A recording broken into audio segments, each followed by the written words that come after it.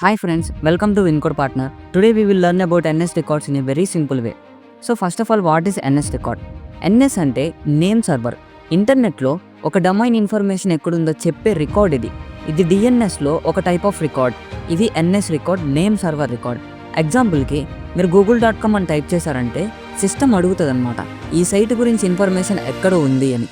So అప్పుడు NS record చెప్తుంది, ఈ సర్వర్ని అడగండి, ఈ సైట్ యొక్క ఇన్ఫర్మేషన్ ఎక్కడుందో తెలుస్తుంది అని.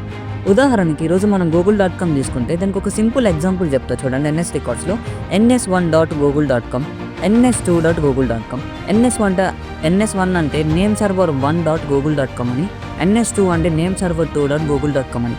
ఈ 2 సర్వర్స్లో google.com గురించి ఫుల్ DNS ఇన్ఫర్మేషన్ ఉంటుంది, like IP address, emails etcetera.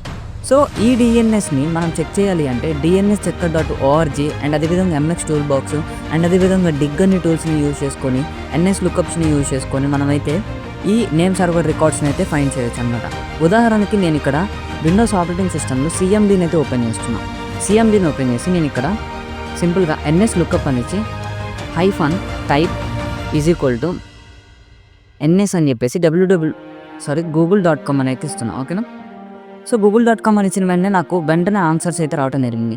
So ఇక్కడ NS2, NS3, NS4, NS1 అయితే ఉన్నాయి.